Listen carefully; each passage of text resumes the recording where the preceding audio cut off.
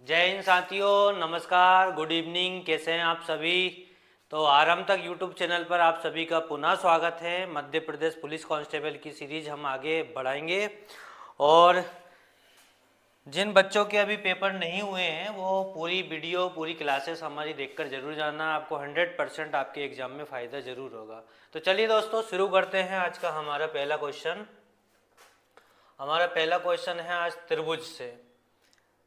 चलिए पढ़ते हैं प्रश्न को। एक त्रिभुज का बाह्य कोण 130 डिग्री है। त्रिभुज और त्रिभुज का एक बाह्य कोण कितने का है? 130 डिग्री का है। एक अंतःकोण 70 डिग्री का है। तो तीसरा कोण ज्ञात कीजिए। तीसरे कोण की वैल्यू निकालना है। देखो आप जानते हो अंतःकोण और बाह्य कोण का योग कितना होता है? 180 डिग्री होता है। अगर ये 130 है तो ये हो जाएगा आपका 50। ये 50 है, ये 70 है, तो टोटल हो गया 120। और त्रिभुज के तीनों कोणों का योग होता है 180 डिग्री। तो ये वाला जो कोण है तीसरा कोण हमारा कितना हो जाएगा? 60 डिग्री का हो जाएगा। तो हमारा जो राइट आंसर आएगा वो कितना आएगा? 60 डिग्री आएगा। ऑप्शन नंबर ए हमारा यहाँ पे क्या हो जाएगा? राइट हो जाएगा। चलिए अगले प्रश्न की ओर चलते हैं। चैनल को लाइक ज़रूर कीजिए, वीडियो को लाइक कीजिए, चैनल को सब्सक्राइब कीजिए और अपने फ्रेंड सर्कल में इस वीडियो की लिंक जरूर शेयर कीजिए। अगला प्रश्न है हमारा, एक त्रिभुज का बाह्य कोण 130 डिग्री। ये जस्ट अपन ने अभी कर लिया। अगला प्रश्न है हमारा आज का प्रायिकता से। चलो पढ़ते हैं। एक बैग में दो लाल तीन हरी और दो नीली गेंदें हैं। दो गेंदें निकाली जाती है तो क्या प्रायिकता होगी कि निकाली गई गेंदों में से कोई भी गेंद नीली ना हो? अगर नीली नहीं होगी तो गेंद हमारी होना चाहिए लाल और हरी। कैसी होना चाहिए? लाल और हरी। लाल और हरी 2 और 3 टोटल हो गई हमारी 5। तो 5 में से हमारी कोई सी कितनी गेंद निकालना है? दो गेंद निकालना है। टोटल गेंदें हमारे पास हो जाएंगी 2 और 3 5, 5 और 2 7। 7 में से कोई सी 2 गेंदें। एनसीआर का फॉर्मूला आप सभी को आना चाहिए। और जब आर की वैल्यू सेम दी गई हो, समान दी गई हो, तो आपको उतनी ही बार आर को ओपन करना है। तो यहाँ ओपन करेंगे हम 5 गुणा 4। क्यों? क्योंकि यहाँ पे हमारी आर की वैल्यू क्या दी गई है? 2। तो 2 बार ओपन करेंगे। 7 को ओपन करेंगे 7 × 6। कैलकुलेट करेंगे 2 दूनी 4, 2 तिया 6। और कुछ कट रहा है क्या? नहीं कट रहा है। 5 दूनी 10 और 7 तिया 21। 10/21 हमारा कौन सा ऑप्शन है? ऑप्शन नंबर बी हमारा यहाँ पे क्या हो जाएगा? राइट हो जाएगा। चलिए अगले प्रश्न की ओर चलते हैं। आज का हमारा अगला प्रश्न, यादृच्छिक रूप से किसी संख्या को चुने जाने पर 2 अंक वाली संख्या के अभाज्य संख्या ना होने की प्रायिकता ज्ञात कीजिए। स्टार लगाइए इस क्वेश्चन पर, IMP लिखिए। दोस्तों 2 अंकों की जो हमारी संख्या होती है वो टोटल होती है 90। टोटल कितनी होती है? 90। और अभाज्य संख्या ना होने की प्रायिकता आपसे पूछी है तो अभाज्य हम यहाँ पे माइनस कर देंगे। तो 2 अंकों की टोटल अभाज्य संख्या होती है आपकी 21। तो आपके कितने नंबर बचे हैं? 90 - 21। और प्रायिकता निकालना, इसलिए टोटल हमेशा कहाँ आएगा? बटे में आएगा। 90 में से 21 गया तो बचा 69 बटे में 90। कैलकुलेट करेंगे 3 दूनी 6, 3 तिया 9 और 3 से हम 90 काटेंगे तो 30 बार। तो हमारा जो राइट आंसर बनेगा वो 23/30। ऑप्शन नंबर ए हमारा यहाँ पे क्या हो जाएगा? राइट हो जाएगा। चलिए अगले प्रश्न की ओर चलते हैं। आज का हमारा अगला प्रश्न, कुछ पुरुष एक होटल में गए। प्रत्येक पुरुष ने वहां मौजूद पुरुष के संख्या के 1/4 के बराबर रुपए खर्च किए। जितने पुरुष थे उसका 1/4 उन्होंने क्या किया? खर्चा करा। भुगतान की गई राशि 20,449 रुपये है। तो कितने पुरुष होटल गए थे? हमने मान लिया कि X पुरुष होटल गए थे और उन्होंने जो खर्चा करा है वो x का 1/4 करा है। तो टोटल हमारा जो पैसा बनेगा वो बनेगा x गुणा 1/4 और जो राशि हमें दी गई है वो दी गई है 20,449। ये हो जाएगा आपका x स्क्वायर और 4 उधर चला जाएगा तो 20,449 इंटू में 4 का गुणा करेंगे, 4 नाम 36 की 6 हासिल आई 3, 4 चौके 16, 16 और 3 19, 4 चौके 16 और 1 17 और 4 दूनी 8। स्क्वायर हटेगा, इस पर रूट लग जाएगा, इसका आपको अंडर रूट ले लेना है, वही हमारा आंसर होगा। पीछे हमारा अंक 6 है तो यहाँ पे हमारा बनना चाहिए 7 बन नहीं सकता, 5 बनेगा नहीं, 2 बनेगा नहीं, तो 286। तो ये वर्गमूल काय का है 286 का। तो हमारा जो राइट आंसर बनेगा वो कितना बनेगा 286। वहाँ पे जो पुरुष गए थे वो कितने गए थे 286 गए थे। आई होप आप सभी को समझ में आ रहा होगा। वीडियो को लाइक कीजिए, शेयर कीजिए, कमेंट कीजिए। चलिए अगले प्रश्न की ओर चलते हैं। आज का हमारा अगला प्रश्न, एक टोकरी में रखे 3 अंगूर हर 1 मिनट में 2 गुने हो जाते हैं। भाई पहेली के आधार पे क्वेश्चन दिया है कि हर मिनट में कोई वैल्यू कितनी हो रही है 2 गुनी हो रही है। यदि टोकरी 30 मिनट में अंगूरों से पूरी तरह भर जाती है, 30 मिनट में पूरी भर जाती है, तो टोकरी का आधा भाग कितने देर में भरा होगा। लॉजिक वाली बात है, अगर हर 1 मिनट में टोकरी दुगनी भरा रही है तो 29 मिनट में टोकरी आधी होगी और 30 मिनट में टोकरी 2 गुनी हो गई होगी, मतलब फुल भरी हो गई होगी। तो खाली आधा भाग कितने मिनट में भरा होगा उसका 29 मिनट में भरा होगा। तो राइट आंसर हमारे यहाँ बनना चाहिए 29 मिनट। ऑप्शन नंबर डी यहाँ पे राइट हो जाएगा। तो 29 मिनट हमारा क्या हो जाएगा आंसर हो जाएगा। ऐसे प्रश्नों में थोड़ा सा लॉजिक लगता है और लॉजिक ये है कि जो भी आपको समय दिया जाता है उसमें से आपको एक कम करना है। तो राइट आंसर क्या हो गया यहाँ पे 29 मिनट हो गया। चलिए अगले प्रश्न की ओर चलते हैं।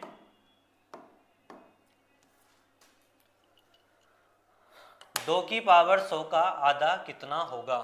तो 2 की पावर 100 का आधा पूछा है तो 2 की पावर 100 का आधा होगा 2 की पावर 99। हमेशा एक कम करना है, आपको इस बात का ध्यान रखना है।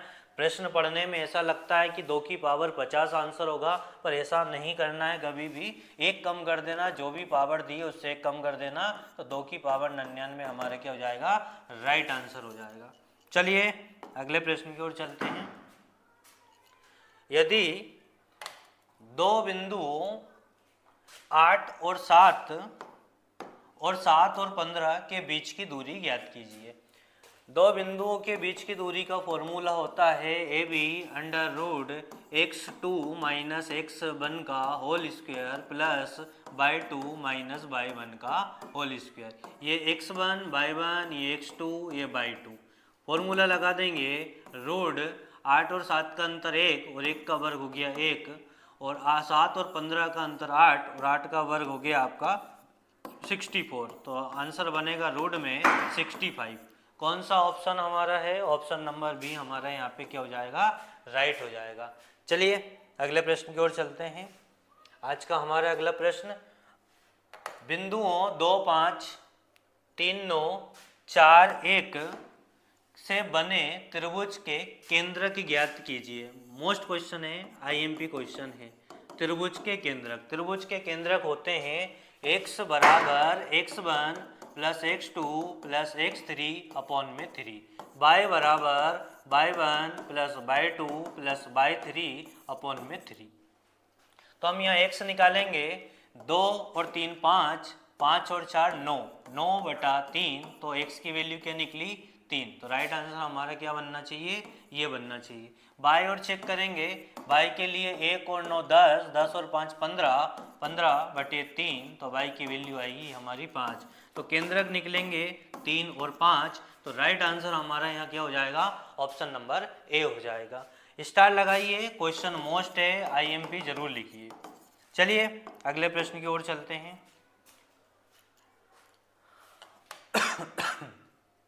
एक वस्तु का अंकित मूल्य 10,000 रुपये है। 40% और X% की दो क्रमिक छूट पर उपलब्ध है। यदि वस्तु का क्रय मूल्य 4000 रुपये है तो X का मान ज्ञात कीजिए। यहाँ वस्तु का क्रय मूल्य नहीं, वस्तु का विक्रय मूल्य होगा।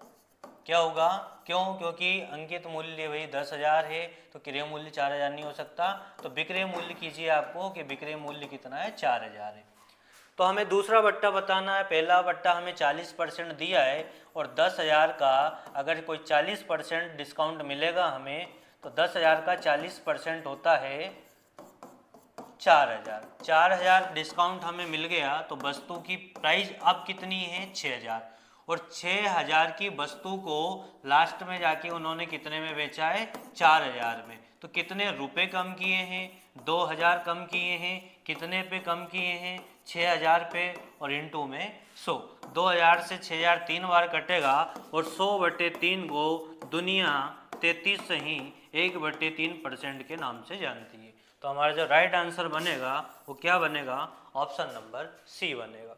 अच्छा क्वेश्चन है, इस पे भी आप स्टार लगाइए। चलिए अगले प्रश्न की ओर चलते हैं। अगला प्रश्न है हमारा माध्य ज्ञात कीजिए। माध्य के लिए सभी डाटा को जोड़ना है और जितनी संख्या है उससे हमें क्या देना है, भाग देना है। तो जोड़ लेते हैं। 1 2 3 4 5, कितने एक्स हो जाएंगे, 5 एक्स हो जाएंगे। प्लस 77 में 7 5 12, 12 और 3 15, और 15 में से 2 गए तो 11। 11 आपको जोड़ देना है। 7 और 1 8, और 7 और 1 8। एक बार और देख लें। 77 7 5 12, 12 और 3 15, और 15 में से 2 गया तो क्या बचेगा आपका, 11 बचेगा। एक सेकेंड। 7 5 12, 12 और 3 15, 15 में से 2 गया तो 13। 11 नहीं बचेगा, 13 बचेगा। तो जोड़ लेते हैं। 7 3 10, 10 का 0, 7 8 और 1 9, 90 हो गया भाई, हो गया 90। और संख्या कितनी है, 1 2 3 4 5, तो 5 से भाग दे देंगे। यहाँ हम x 5 कॉमन ले लेंगे तो बचेगा x प्लस 18 और बटे में 5। 5 से 5 कट जाएगा तो राइट आंसर निकलेगा आपका x प्लस 18, जो हमारा क्या है, option number C. I hope आप सभी को समझ में आ रहा होगा। वीडियो को लाइक कीजिए, चैनल को सब्सक्राइब जरूर कीजिए। चलिए अगले प्रश्न को पढ़ते हैं। एक वृत्त x² plus y² plus 7x plus 4y plus 9 बराबर 0 की त्रिज्या ज्ञात कीजिए।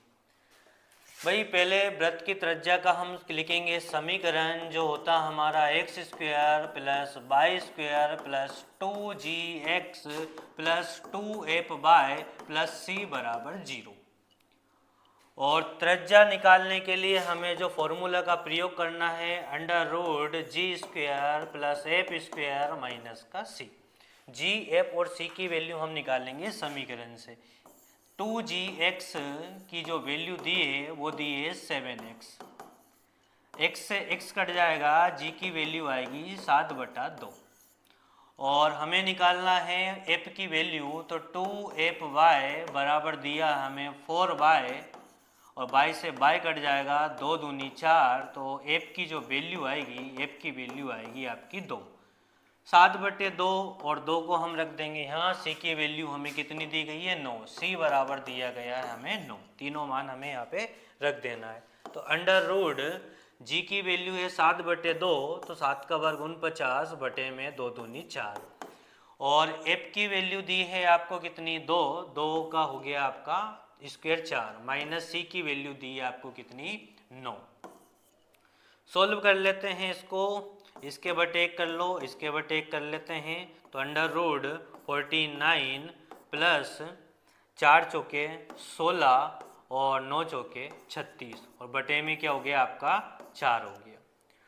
49 कहाँ पे सोल्व कर ले, यहाँ कर लेते हैं। 49 में आपको 16 जोड़ना है, तो 9 और 6 हो गया आपका 15, और 4 5 और 1 6।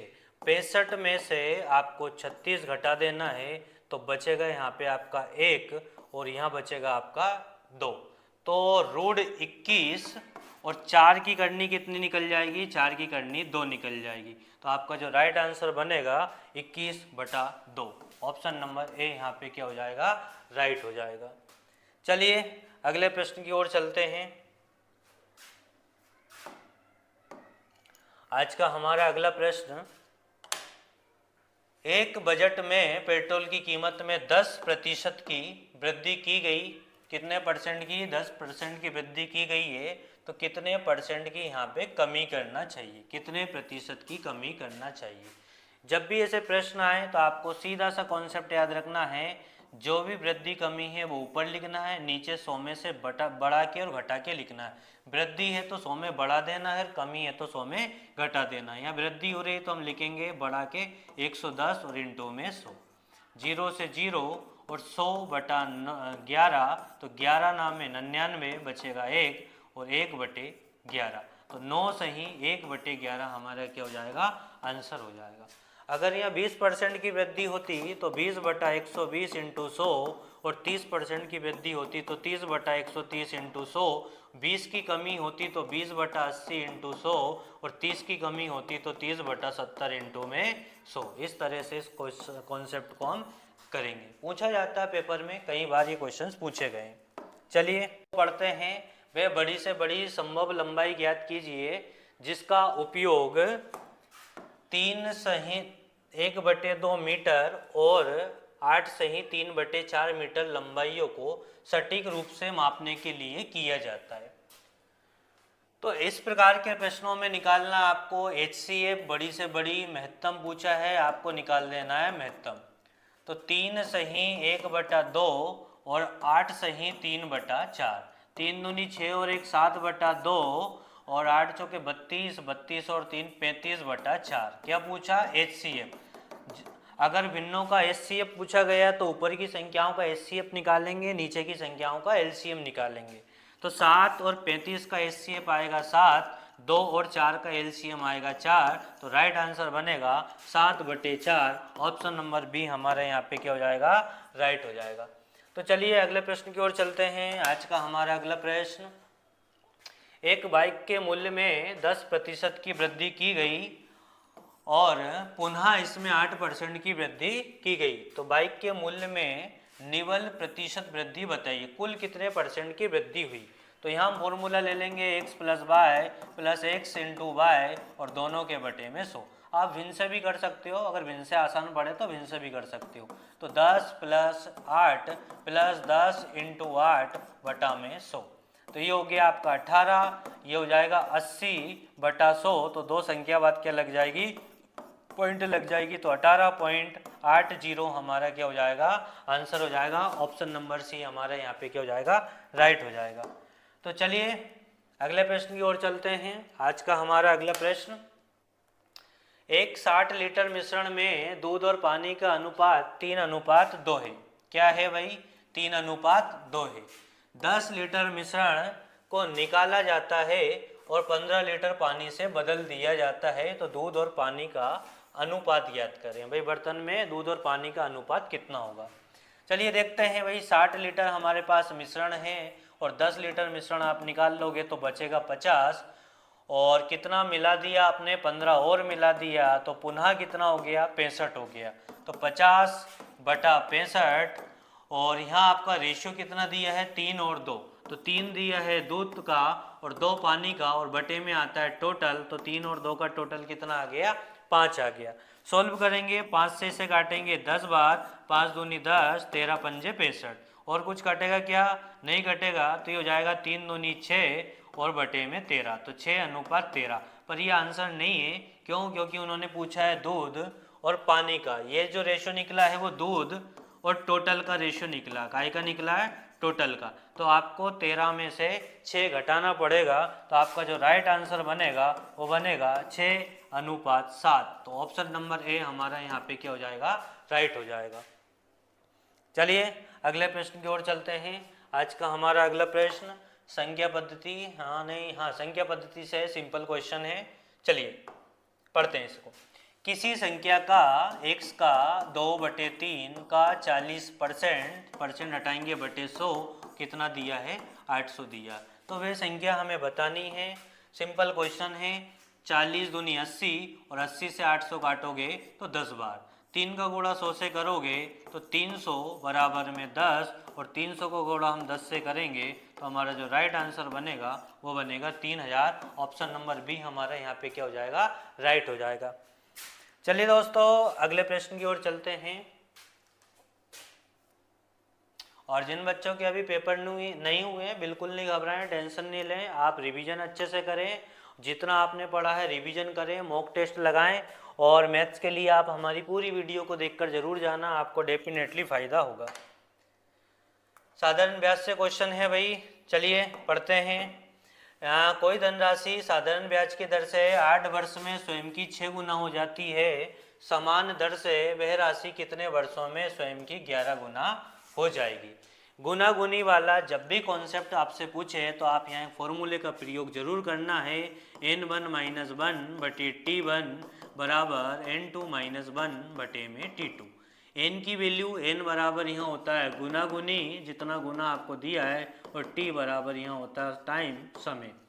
चलो तो कितने गुना है, 6 गुना है, तो 6 में से 1 कम करोगे 5, और समय आपको दिया है 8 वर्ष, और यहाँ दिया है 11 गुना, तो 11 में से 1 गया तो 10, और समय हमारे पास नहीं है, t2 की वैल्यू हमें निकालनी है, तो हमने मान ली x। 5 दूनी 10 और 8 दूनी 16, तो x बराबर क्या आएगा 16। 16 वर्ष हमारा यहाँ पे क्या हो जाएगा, राइट आंसर हो जाएगा। चलिए अगले प्रश्न की ओर चलते हैं। आज का हमारा अगला प्रश्न ये भी वही साधारण ब्याज से है। कोई धनराशि साधारण ब्याज की दर पर 5 वर्षों में 2400, 5 वर्ष में 2400 और 7 वर्ष में 2800 रुपये हो जाती है, तो मूलधन और दर ज्ञात करना। स्टार जरूर लगाइए, IMP लिखिए, मोस्ट क्वेश्चन है। चलिए देखिए, 5 वर्ष में हमारा पैसा कितना हो गया, 2400 हो गया, और यहाँ 7 वर्ष में हमारा पैसा कितना हो गया, 2800 हो गया। 2 वर्ष में हमारा जो पैसा बढ़ा है वो बढ़ा है 400 रुपये। तो ये किस कारण बढ़ा है, ब्याज के कारण बढ़ा है, तो हम कह सकते हैं 2 वर्ष का ब्याज 400 है, तो 1 वर्ष का जो ब्याज है वो 200 रुपये होगा। 1 वर्ष का ब्याज कितना होगा, 200 रुपये होगा। आप कोई सी भी एक कंडीशन लेके चलें, इसको लेके चलें, 5 वर्ष का ब्याज हो जाएगा आपका 2000, क्यों, क्योंकि 1 वर्ष का ब्याज है 200 रुपये, तो 5 वर्ष का ब्याज कितना हो जाएगा, 1000 रुपये। तो ब्याज अगर 1000 है तो मूलधन कितना होगा, क्योंकि टोटल कितना है 2400, और 2400 में से 1000 जो है वो आपका ब्याज है, तो 1400 रुपये आपका मूलधन होगा। तो ऑप्शन देखो भाई, एक ऑप्शन मिल गया है पर ये नन ऑफ दीज भी है, इसलिए हमें दर भी निकालना पड़ेगी। दर के लिए आप क्या करेंगे, आपको 1 वर्ष का ब्याज चाहिए और बटे में मूलधन चाहिए और इंटू में 100। तो 1 वर्ष का ब्याज कितना है हमारा, 1 वर्ष का ब्याज है 200 रुपये और मूलधन है हमारा 1400 रुपये और इंटू में 100। 2 7 14 और 7 से काटोगे तो 14 सही 2/7% हमारा आंसर बनेगा। तो पहले ही ऑप्शन हमारा यहाँ पे क्या हो जाएगा, राइट हो जाएगा। 14 सही 2/7% दर आ गई, मूलधन कितना आ गया, 1400 आ गया। मोस्ट क्वेश्चन है, IMP क्वेश्चन है, पेपर में पूछा जा सकता है। चलिए भाई अगले प्रश्न की ओर चलते हैं।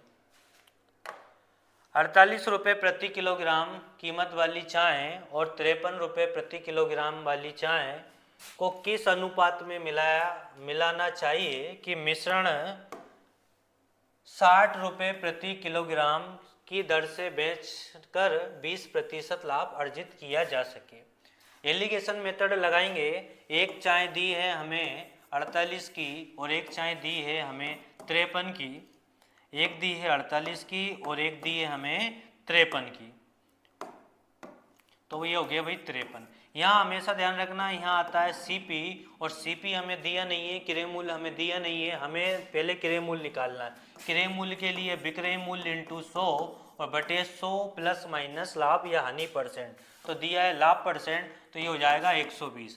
60 दूनी 120 और 2 से 100 काटेंगे तो 50, तो आपको यहाँ कितनी वैल्यू रखना है 50। एलिगेशन मेथड लगा देंगे।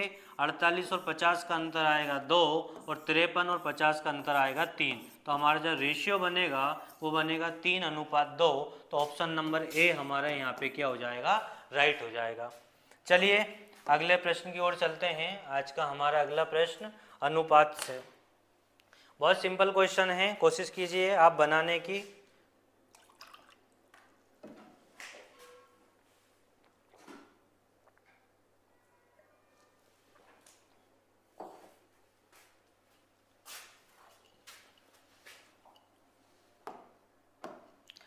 A अनुपात B बराबर दिया है आपको 2:3, BC दिया है आपको 3 और 4 और CD दिया है आपको 2 और 7।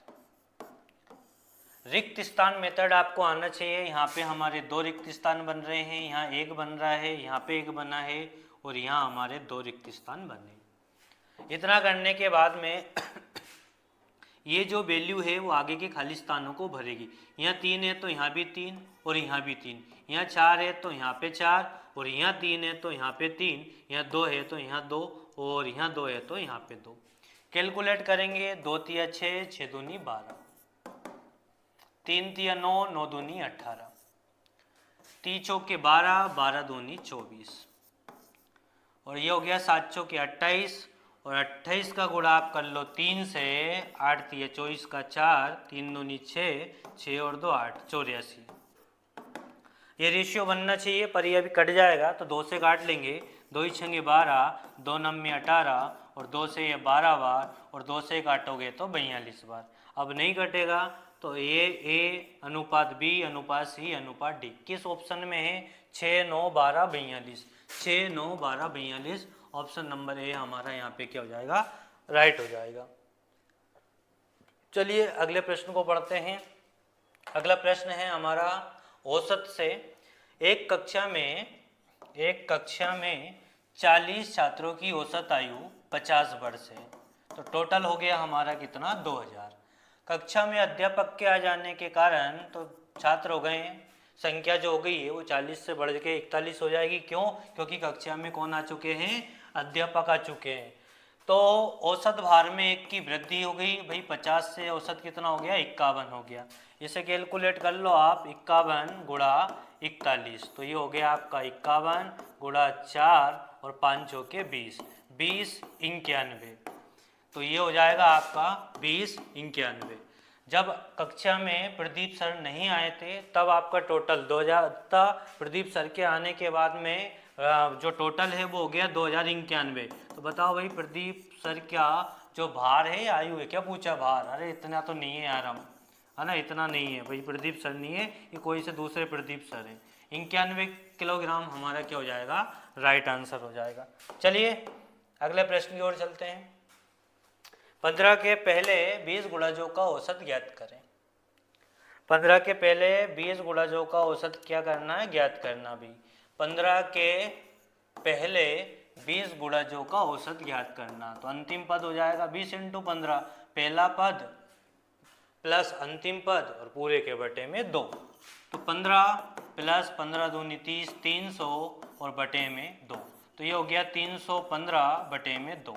2 एकम 2, 2 पंजे 10, 1 बचेगा 2 सत्ते 14 और 1 बचेगा 2 पंजे 10, 157.5 हमारा क्या हो जाएगा? यहाँ पे आंसर हो जाएगा। सही काटा ना? एक बार और देख लेते हैं। 2 एकम 2, 1 बचेगा, 2 पंजे 10, 2 सत्ते 14, सही है। चलिए अगले प्रश्न की ओर चलते हैं। अगला प्रश्न हमारा बोर्ड मास नियम से और यहाँ हो जाएगा आपका 12 तिया 36, 30 प्लस 12 तिया 36, 30 प्लस 10 और 35 यहाँ प्लस में है और ये हो जाएगा आपका 12 दूनी 24 और 2 गुणा 10 करोगे तो 20। यहाँ 35 प्लस 30 और 10 40, 40 गुणा 20, 35 प्लस 40 और गुणा 20 करेंगे तो 800 तो राइट आंसर बनना चाहिए 835। तो यहाँ पे 835 हमारा कहीं पे है नहीं है तो राइट आंसर हो जाएगा नन। एक बार और देख लो, 12 तिया 36, 30 और 30 प्लस 10 करेंगे तो 40, 12 दूनी 24 और 2 का गुणा 10 से करेंगे तो 20, 40 गुणा 20 करेंगे 800, 800 में 35 जोड़ेंगे तो राइट आंसर क्या बनेगा? 835 बनेगा। चलिए अगले प्रश्न की ओर चलते हैं। आज का हमारा अगला प्रश्न, एक बेईमान दुकानदार, भाई बेईमान दुकानदार भी बेईमान होने लगे। एक बेईमान दुकानदार क्रय मूल्य पर वस्तुओं को बेचता है। वह 1 किलोग्राम 1000 ग्राम के स्थान पर 800 ग्राम तोलता है। बेईमानी करता है, घपला करता है। क्या करता है? घपला। तो फॉर्मूला है हमारा घपला बटे तोला इंटू में 100। कितने का घपला किया है? 200 ग्राम। 200 ग्राम का घपला करा। 800 तो दिया ना तोल के, और तोला कितना है? 800 इंटू में 100। 2 चौके 8 और 4 से 100 काटोगे तो 25% आपका क्या आ जाएगा? लाभ आ जाएगा। तो ऑप्शन नंबर बी हमारा। तो चलिए अगले प्रश्न को पढ़ते हैं। आज का हमारा अगला प्रश्न, एक नगर की जनसंख्या 60,000 है। इसमें 3 वर्ष क्रमागत 10%, 20% और 40% 40% जनसंख्या में वृद्धि हुई। तो 3 वर्षों के बाद नगर की जनसंख्या कितनी होगी? 3 वर्षों के बाद, 3 वर्ष पूर्व, 2 वर्ष बाद, 2 वर्ष पूर्व, ये क्वेश्चंस पूछे जा रहे हैं पेपर में। ठीक है, पहले वर्ष 10% की वृद्धि हुई, 110 बटा 100। दूसरा वर्ष 20% की, 120 बटा 100। और तीसरे वर्ष हमारी हुई है 40% की, तो 140 बटा 100। 2 जीरो से ये 2 जीरो, ये 2 जीरो से ये 2 जीरो, और ये 2 जीरो से ये 2 जीरो। 6 गुणा 11 गुणा 12 गुणा 140। हमें गुणा करना पड़ेगा और हमारा आंसर आ जाएगा। ऑप्शन देखते हैं भाई, यहाँ 1 जीरो जिंदा है, तो हमारे ऑप्शन में भी क्या है? 1 जीरो जिंदा है। तो हमारा जो राइट आंसर यहाँ बनेगा, आप गुणा कर लीजिए, 11 जीरो 88 जीरो।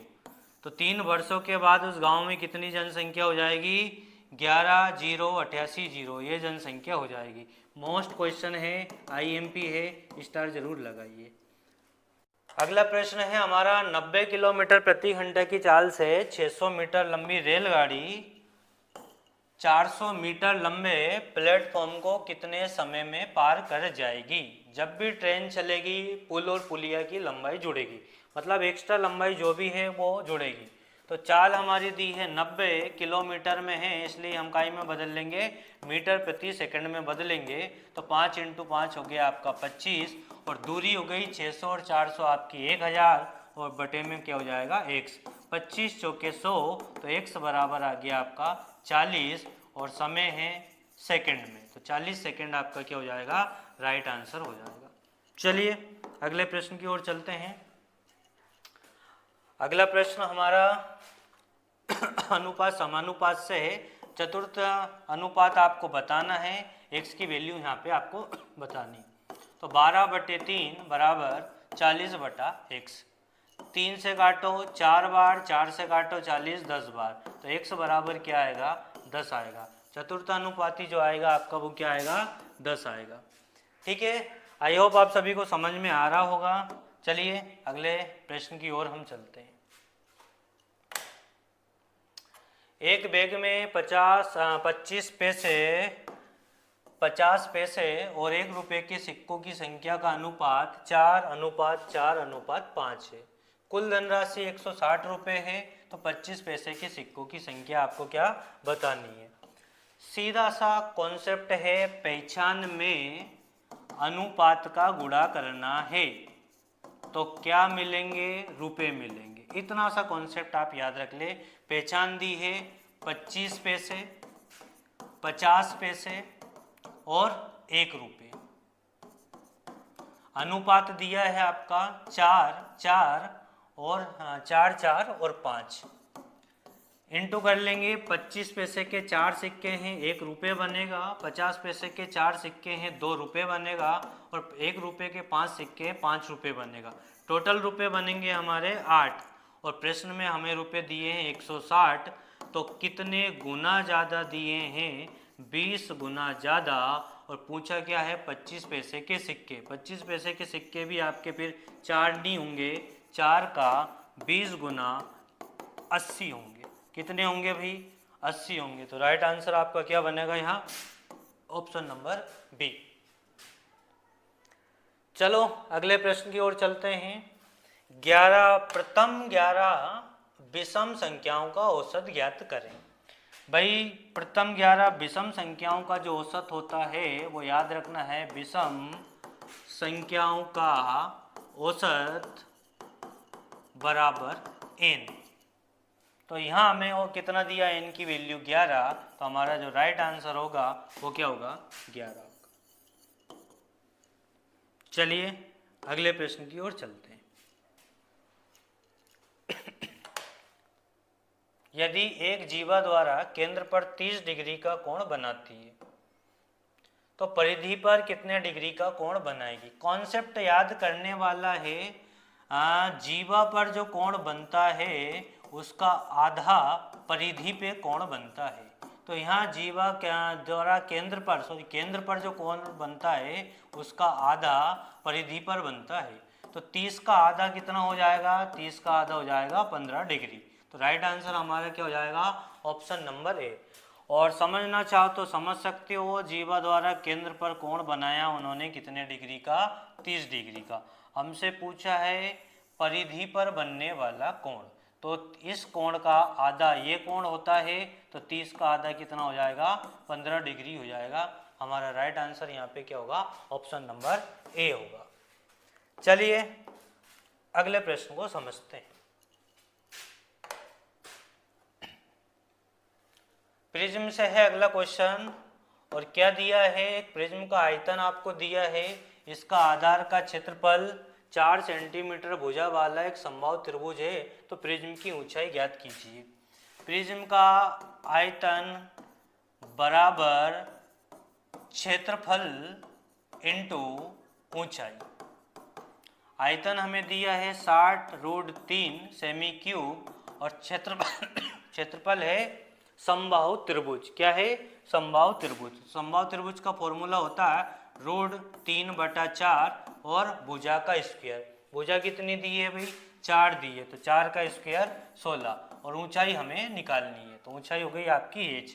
4 चौके 16, √3 से √3 और 4 से 60 कटेगा 15 बार। तो h की वैल्यू क्या आ गई, 15, और काई में दी है, सेंटीमीटर में दी है। तो आपका जो राइट आंसर बनेगा वो 15 सेंटीमीटर बनेगा। आई होप आप सभी को समझ में आ रहा होगा। तो चलिए आज के हमारे अगले प्रश्न पे चलते हैं। और दोस्तों आज हमारे इतने ही प्रश्न थे, है ना। वीडियो को आप लाइक कीजिए, शेयर कीजिए, और जहाँ से आप इस वीडियो को देख रहे हैं, जहाँ से इस क्लास को देख रहे हैं, तो आप अपने शहर का नाम कमेंट में ज़रूर लिखिए, ताकि हमें पता चल सके कि हमारी क्लासेस कहाँ कहाँ तक पहुँच रही है। तो मिलते हैं अगली